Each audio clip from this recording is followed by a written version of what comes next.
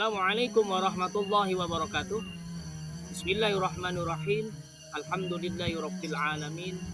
Wassalatu wassalamu ala asrofil anbiya'i wal mursalin wa ala alihi wa sahbihi wa man tabi'ahum bi ihsanin ila yaumiddin. Amma ba'du. Pemirsa, dimanapun Anda berada, syukur alhamdulillah pada kesempatan hari ini kita semuanya senantiasa diberikan kenikmatan oleh Allah Subhanahu wa taala sehingga kita semua dapat melaksanakan aktivitas-aktivitas pada hari ini dalam keadaan sehat walafiat. Mudah-mudahan kita semuanya senantiasa diberikan kesehatan oleh Allah Subhanahu wa taala sehingga kita dapat melaksanakan ibadah dengan khusyuk dan istiqomah. Sholawat serta salam selalu kita haturkan kepada junjungan kita baginda Nabi Muhammad SAW dengan ucapan Allahumma sholli ala sayyidina Muhammad. Mudah-mudahan kita semuanya akan mendapatkan syafaat dari beliau baginda Nabi Muhammad SAW. Pemirsa, dimanapun Anda berada, pada kesempatan hari ini saya tidak sendirian. Kita kedatangan tamu dari TPQ Al-Hafidh. Beliau adalah Ustadz Muhammad Nasrullah, biasa disebut Ustadz Nasrul. Dalam bincang inspiratif pada hari ini kita akan mengulas bagaimana proses pendidikan di pesantren, dan kita akan mengulas profil Ustadz Nasrul mulai dari TK hingga perguruan tinggi hingga saat ini. Beliau merantau dari Lampung ke Surabaya untuk menimba ilmu di pesantren yang ada di Jawa Timur khususnya. Mudah-mudahan bincang inspiratif pada kesempatan hari ini benar-benar menjadikan inspirasi bagi kita semuanya serta menjadikan motivasi untuk generasi anak-anak kita, generasi muda kita, generasi Islam kita untuk senantiasa belajar dan belajar menimba ilmu, khususnya ilmu agama baik di TPQ maupun di pesantren yang ada. Mudah-mudahan hal ini menjadikan manfaat serta barokah. Oleh karena itu, mari kita sapa beliau Ustadz Muhammad Nasrullah. Oke, mari bersama-sama kita sapa beliau Ustadz Muhammad Nasrullah, biasanya disebut Ustadz Nasrullah. Assalamualaikum Ustadz. Waalaikumsalam warahmatullah. Bagaimana kabarnya Ustadz? Alhamdulillah sehat. Alhamdulillah pada kesempatan hari ini Din TV kehadiran beliau Ustadz muda yang tidak kalah saingnya, tidak kalah asingnya di wilayah Surabaya, Ustadz Nasrullah. Mungkin sedikit bisa diceritakan perjalanannya Ustadz, mulai dari kecil yang mana beliau mulai dari TK hingga saat ini merantau, meninggalkan tempat kelahirannya, meninggalkan orang tuanya untuk menimba ilmu. Bagaimana Ustadz? Alhamdulillah. Ya, saya memang dari kecil dulu sama orang tua saya ya mulai dipondokkan itu mulai usia SD, MI kelas 1. MI kelas 1. Ya, MI di daerah Sepanjang, MI Bahauddin Salafiyah. MI Salafiyah Bahauddin pada waktu itu 6 tahun mondok. Jadi ya. sejak MI ya, mulai Ya, kelas 1 MI. bayangkan masih umur 6 tahun, umur berapa itu? Yang biasanya butuh kasih sayang orang tua, tapi saya sudah dipondokkan. Dipondokkan itu pun nggak langsung ke campur sama anak-anak santri yang lain, karena pada waktu itu usia yang paling kecil saya. Jadi tidurnya di tempat bunyai. Pada waktu itu sempat saya itu dikeloni sama bunyai saya. Tidur sama bunyai. Iya, dan bahkan sampai sekarang masih ingat sempat tidur sama mbak-mbak juga. Sampai usia SD, MI kelas 3 lah. Kalau sekarang kan SD lah, MI.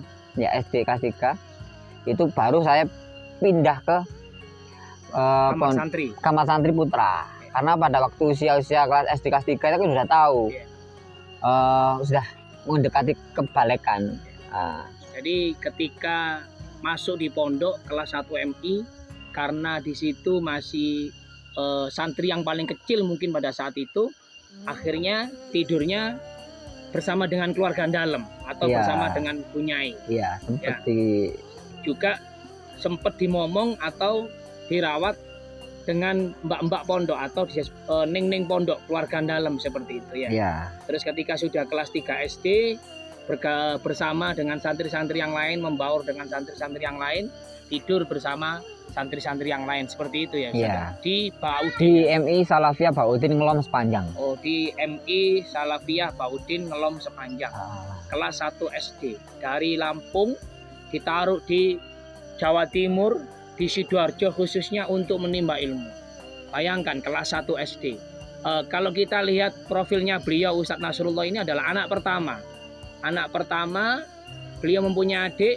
Yang nomor 2 putri, yang nomor 3 adiknya beliau adalah putra. Jadi beliau ini adalah anak pertama. Keluarga besarnya semuanya di Lampung, begitu Ustadz ya? iya betul, Ya, di Lampung gitu. semua. Terus dari MI, Dari MI itu kemudian sempat dipondokkan di Jombang, di pondoknya Yai Jamaluddin Khair. Yai Jamaluddin Ahmad, maaf, Yai Jamaluddin Khair itu apa saya? Yai Jamaluddin Ahmad di Bumi Damai Al-Muhibbin selama 3 tahun. Jadi sempat lulus MI, kemudian mondok di Tambak Beras Jombang itu saya mau melanjutkan sekolah salaf, sekolah formal tapi semi salaf. Akhirnya untuk menuju ke sana itu harus tes untuk menuju ke jenjang selanjutnya. Akhirnya memenuhi syaratnya apa? Harus mengulangi 2 tahun lagi. Namanya MIPK. MI program khusus untuk menuju MTS, namanya di sana bukan MTS, Mu'allimat.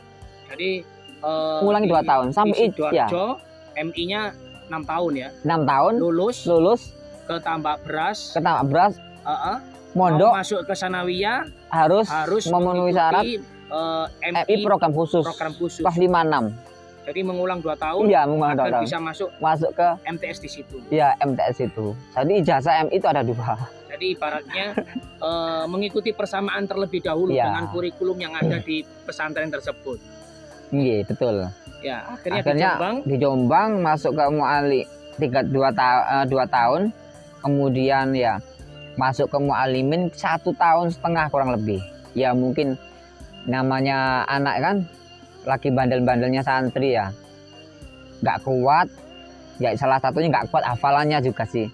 Di situ kan hafalan Alfiyah Ibnu Malik 1000, saya nggak sampai 1000 sudah, waduh, pada waktu itu sudah hafal berapa sekitar ratus Ibnu Malik? 400 sampai 500 lah, karena saya nggak bisa melanjutkan untuk hafalannya karena salah satu syarat untuk naik, Iya. maka tidak memenuhi syarat. Akhirnya pindahlah ke Purwoasri. Jadi di Jombang mengikuti MI program PK Ya, tuntas, tapi selanjutnya setelah itu pindah ke Purwoasri. tidak selesai ya. Tidak selesai. MTS-nya di situ Tidak tidak selesai. selesai ya. Sempat salaf Ya. untuk memenuhi pesantren salaf dulu. Memenuhi salaf untuk melanjutkan ke salaf dan saya dulu, kemudian saya ikut persamaan. Waktu di Baudin dulu konsentrasinya apa di pesantren? Kalau di Baudin itu konsentrasinya ngaji Al-Quran. Ngaji Al-Quran itu masih metode An-Nahdiyah kalau nggak salah itu. Pada saat Iya. itu ya. Iya, Ya, jadi An-Nahdiyah. 6 tahun di Baudin MI, terus setelah itu boyong pindah ke Pondok Jombang di pondok pesantrennya Yai Jamal. Ya, pada saat itu untuk masuk ke MTS harus mengikuti atau menyelaraskan dengan kurikulum yang ada di situ. Makanya mengulang 2 tahun mengikuti MI program PK atau MIPK. Ya, setelah itu nggak selesai, nggak tuntas karena nggak kuat hafalan Al-Fatihahnya Ibnu Malik. Iya. Ya. Lemahnya saya hafalannya. Hanya 400 atau 500 sekian Lemahnya di yang hafalan. dihafal, baru beliau boyong ngoten Iya, ya Ustaz ya? boyong. Ya, akhirnya Pindahlah ke Purwoasri. ke Purwoasri. Pondok pesantren apa Ya, itu Ustaz? Pondok pesantren Al-Hikmah Purwoasri Kediri.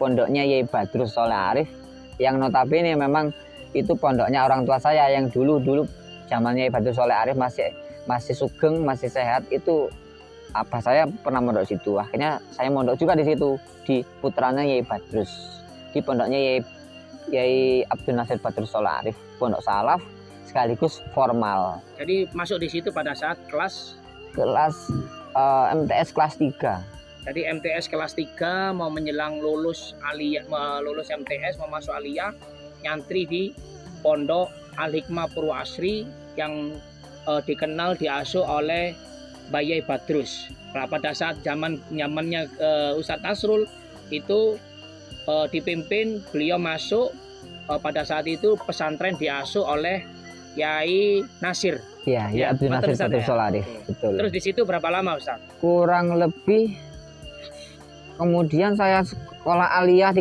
tahun, saya sempat nyalaf lagi. Karena pada waktu saya itu, mindset saya itu pengen nyalaf, tidak ingin belajar formal. Akhirnya dituntut sama orang tua untuk formal, kuliahlah di Setain Kediri selama 2 tahun 4 semester. Nggak tahu tiba-tiba saya pengen hijrah lagi ke Surabaya. Hijrahlah ke Surabaya, akhirnya melanjutkan estafetnya untuk dan UIN. Pada waktu itu bukan UIN, masih YIN Sunan Ampel, jadi selama 2 tahun setengah. Jadi di Al-Hikmah Purwasri berapa lama? Melanjutkan Al-Hikmah Purwasri kurang lebih 8 tahun. Al-Hikmah Purwasri 8 tahun, mulai MTS kelas 3 hingga Kuliah di Setain Kediri 4 semester. Akhirnya boyong karena mungkin jenuh, boyong masuk di YIN Sunan Ampel Surabaya. Iya. Pada saat itu tahun berapa ya, lupa saya. 2000 berapa ya? 2005 kalau nggak salah. 2005 ya. Iya. 2005 kalau nggak 2006 kurang lebih. 2005 2006 masuk di YIN Sunan Ampel. Melanjutkan jurusan tafsir hadis saya di Setain Kediri. Jadi mengikuti program mahasiswa transfer dari Setain masuk ke YIN Sunan Ampel Surabaya. Transfer ke Surabaya selama kurang lebih 2,5 tahun lah, atau 3 tahun. Itu. Terus pada saat itu tinggal di mana?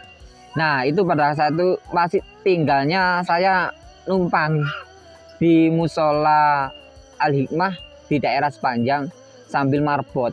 Ya nyapu, ngepel, sorenya ngajar TPQ, nyapu, pagi kuliah, sorenya nyapu, ngepel, persiapan maghrib, ngazanin musola tersebut, terus ngajar TPQ habis maghrib sampai lulus. Luar biasa pemirsa ya, kita lihat perjuangannya beliau Ustadz Nasrul ya, yang saat ini beliau ini adalah Direktur TPQ Al-Hafidz Surabaya ya. Insya Allah menaungi beberapa guru, ada kurang lebih ada berapa guru Ustadz? Kurang lebih 13 guru. Ada 13 guru, dan alhamdulillah mulai saat ini dipercaya oleh masyarakat khususnya di wilayah Surabaya.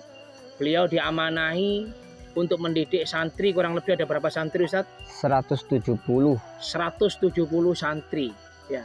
Ini tidak instan, proses belajarnya beliau panjang. Mulai dari MI, beliau dititipkan oleh abahnya di pesantren di daerah Sidoarjo ya. Dari Sidoarjo beliau hijrah boyong pindah pondok lagi di Jombang.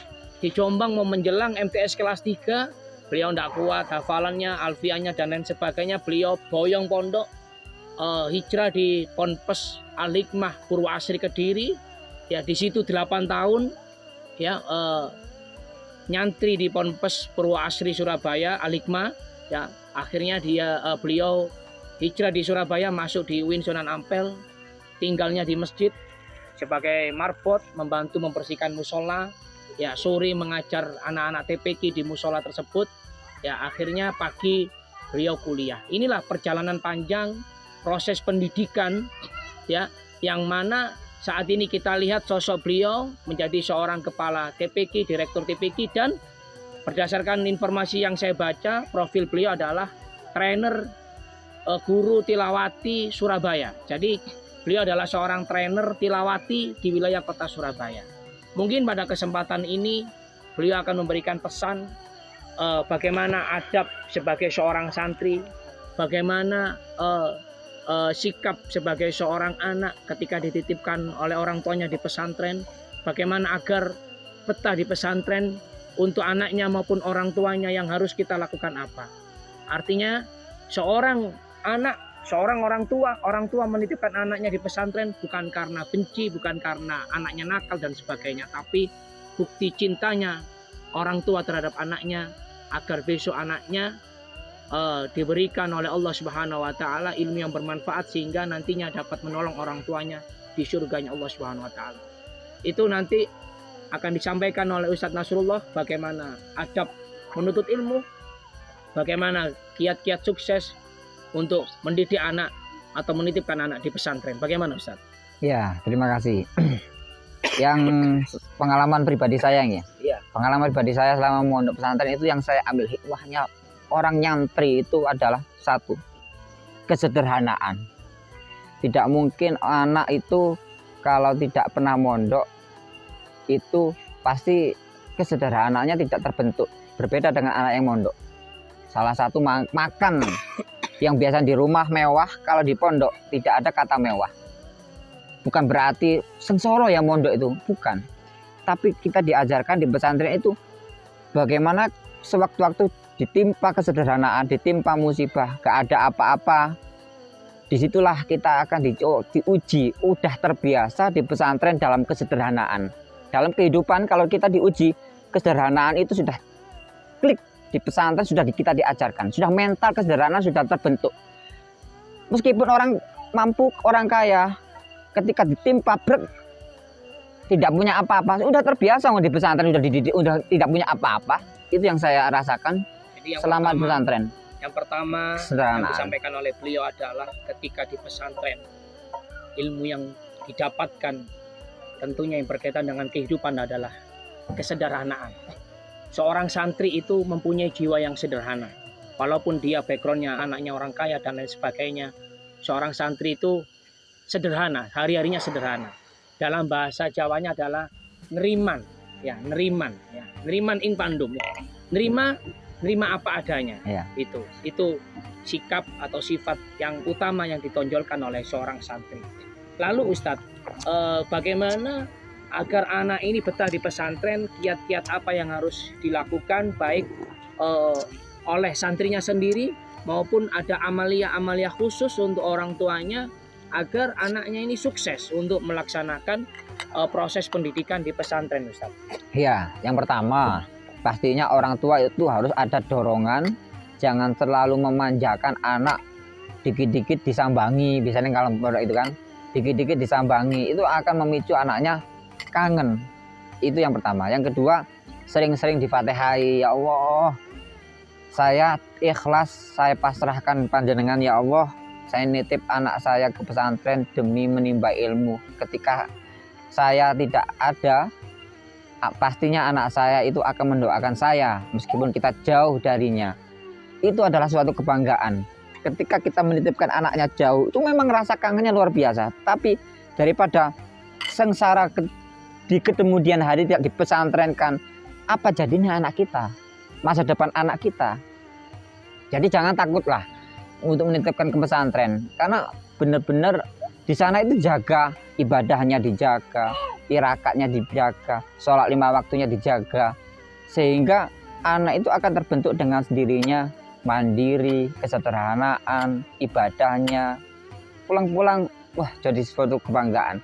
Ya, jadi hati seorang santri atau anak ketika ditaruh di pesantren, satu harus dimunculkan rasa ikhlas.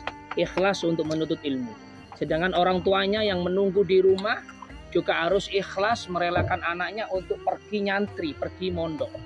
Ya, secara zahir nampak jauh, tapi secara batiniah harus selalu dekat dengan anaknya. Bagaimana caranya? Tadi disampaikan oleh beliau tadi Ustadz Nasrul, sambung Fatihah. Ya, walaupun jauh tetap terasa dekat dengan doa. Dekat karena apa? Dekat dengan doa seorang orang tua, seorang ibu, seorang ayah kepada anaknya yang pergi nyantri. Minimal kita kirimi Fatihah agar anak itu selalu dekat batinnya dengan orang tuanya. Nah, di pondok tidak rugi, kenapa? Di situ diajarkan sholat tepat waktu, selalu mengingat Allah Subhanahu wa Ta'ala. Banyak hal ilmu-ilmu agama yang disampaikan di dalam pesantren tersebut. Gitu Ustaz ya. Ya, mungkin satu hal Ustaz, boleh menambah. Ini yang paling penting ini. Monggo Ustaz. Pastinya kita di pondok pesantren itu berbeda dengan ketika kita menyekolahkan anaknya di luar. Apa? Yaitu ngeriadoi, kalau di dalam kitab Ta'limut Ta'lim itu barokah ilmu, di dalam kitabnya Imam Az-Zanuji Ta'limut Ta'lim, barokahnya ilmu itu tergantung ketika kita ngeriadoi ilmu, menirakati ilmu. Dengan cara apa? Yaitu dengan memuliakan gurunya, dengan memuliakan ilmunya. Yaitu salah satunya adalah faktornya adalah ketakdiman kita kepada guru, ketaatiman kita pada kiai. Salah satu contoh yang saya rasakan itu ngabdi dulu. Jadi ujuk-ujuk mondok langsung boyong. Tapi perlu adanya ngabdi, ngawulo nang guru itu pada orang ngawulo ilmu ben barokah. Salah satunya itu. Disuruh kiai apapun itu, masya Allah, suatu kebanggaan karena di situ mengalirnya keberkahan ilmu. Kadang santri suruh ngeresiin apa got nyawuk itu kan gila toh, logika kan gila. Tapi nek disuruh kiai manut sama taatan itu bisa jadi ilmu itu akan barokah di situ. Jadi seperti itu. Yang pentingnya adab, sehingga anak-anak modern siswa yang saat ini lupa dengan adab, lupa dengan etika, bagaimana cara menghormati seorang guru, hilang. Makanya jangan sampai kita tradisi pesantren ini dihilangkan. Itu penting sekali, keberkahan ilmu, sehingga siswa-siswa yang milenial saat ini tidak mengenal yang namanya untuk menghormati seorang guru, karena pentingnya ilmu itu. Jadi yang disampaikan beliau ini pemirsa, pesannya beliau mengutip dari kitab Taklimut Taklim, bahwasannya pendidikan di pesantren itu sangatlah berbeda dengan pendidikan formal yang ada di zaman saat ini khususnya. Kenapa? Karena di pesantren ini diajarkan betapa besarnya ketawaduan ya seorang murid terhadap gurunya ya. Berbeda dengan zaman sekarang ini, santri atau siswa yang belajar di sekolah, siswa milenial saat ini mungkin ketemu gurunya hanya say hello dan lain sebagainya, tapi ketika di pesantren jangankan bertemu dengan gurunya ya, melihat gurunya nampak dari jauh sudah menundukkan kepala, tangannya disikap dan menunjukkan rasa ketawaduan seorang santri terhadap kiainya. Dengan demikian maka barokah guru, ridhonya guru akan turun kepada santrinya. Dengan demikian ketika ridhonya guru turun kepada santrinya, fa insya Allah ilmu yang diajarkan gurunya, ilmu yang akan diajarkan kiainya, maka akan turun kepada dirinya. Karena ilmu itu ibarat cahaya, al ilmu nur.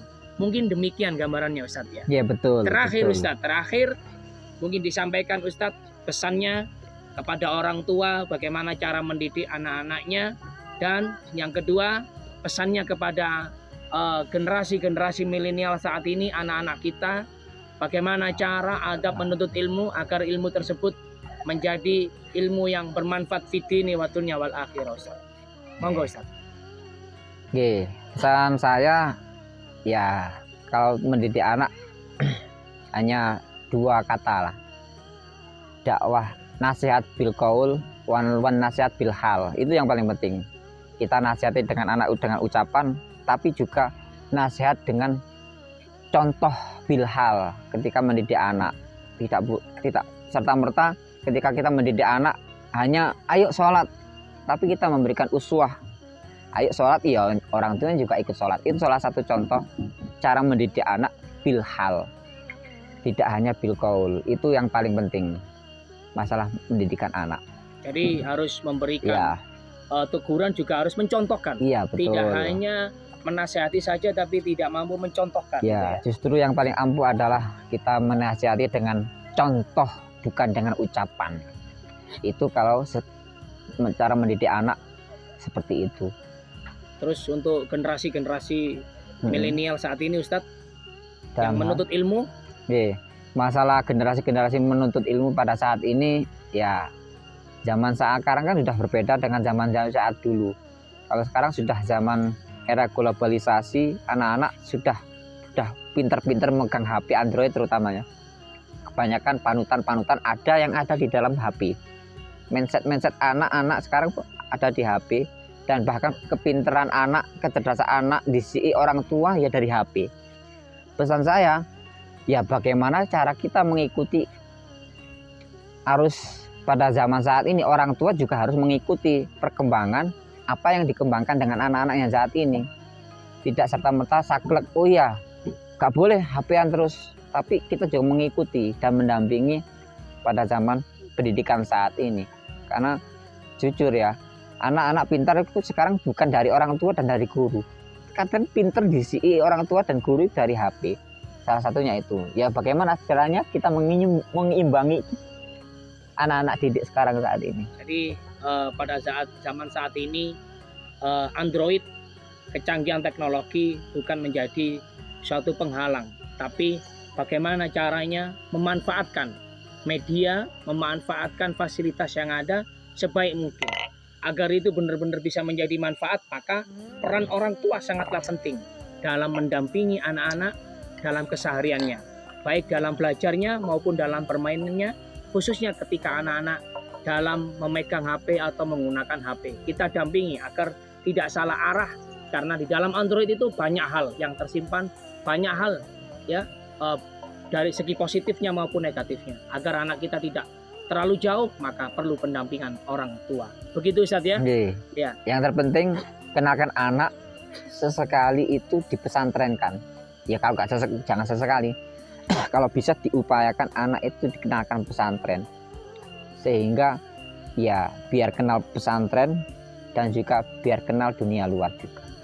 Pesannya beliau Ustadz Nasrullah, ya, sebentar atau lama marilah anak-anak kita kenalkan dunia pesantren agar menjadi pribadi yang baik, pribadi yang benar-benar tawaduk, baik terhadap gurunya maupun orang tuanya. Begitu Ustadz ya. Mudah-mudahan bincang santai, bincang inspiratif pada kesempatan hari ini menjadikan manfaat dan keberkahan bagi kita semuanya. Saya mengucapkan terima kasih Ustadz atas kehadirannya di DIN TV pada kesempatan hari ini. Mudah-mudahan ulasan yang jenengan sampaikan, pesan yang jenengan sampaikan bisa tersampaikan dengan baik dan diterima dengan baik oleh pemirsa DIN TV yang ada di manapun berada. Mudah-mudahan manfaat dan barokah. Akhiru kalam, wallahu muwafiq ila aqwamit thoriq. Assalamualaikum warahmatullahi wabarakatuh. Waalaikumsalam warahmatullahi wabarakatuh. Mudah-mudahan sehat selalu dan barokah. Amin ya rabbal alamin.